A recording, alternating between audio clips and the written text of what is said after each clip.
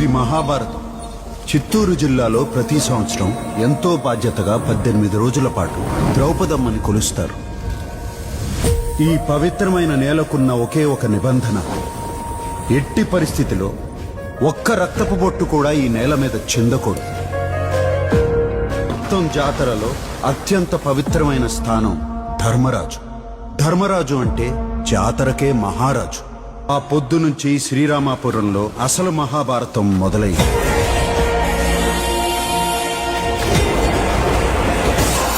పాత్ర రంగులు మార్చడం మొదలుపెట్టాయి. క్షేత్రంలో ఆఖరి ఘట్టం విశ్వరూపం.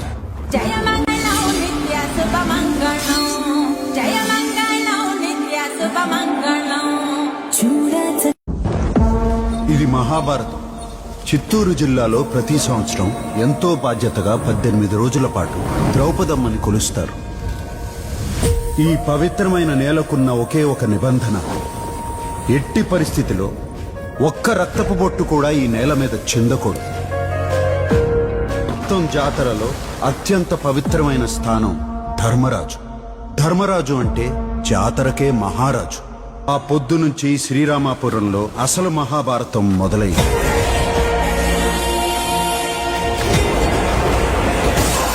పాత్ర రంగులు మార్చడం మొదలుపెట్టాయి.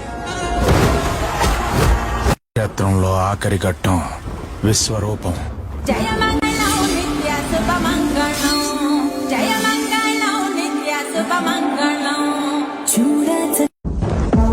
ఇది మహాభారతం. చిత్తూరు జిల్లాలో ప్రతి సంవత్సరం ఎంతో బాధ్యతగా 18 రోజుల పాటు ద్రౌపదమ్మని కొలుస్తారు. ఈ పవిత్రమైన నేలకున్న ఒకే ఒక నిబంధన, ఎట్టి పరిస్థితిలో ఒక్క రక్తపు బొట్టు కూడా ఈ నేల మీద చిందకూడదు. మొత్తం జాతరలో అత్యంత పవిత్రమైన స్థానం ధర్మరాజు. ధర్మరాజు అంటే జాతరకే మహారాజు. ఆ పొద్దు నుంచి శ్రీరామాపురంలో అసలు మహాభారతం మొదలైంది.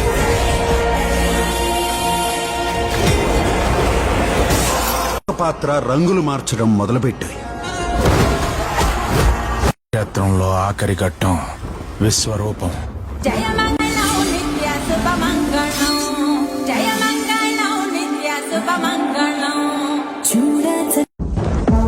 ఇది మహాభారతం. చిత్తూరు జిల్లాలో ప్రతి సంవత్సరం ఎంతో బాధ్యతగా 18 రోజుల పాటు ద్రౌపదమ్మని కొలుస్తారు.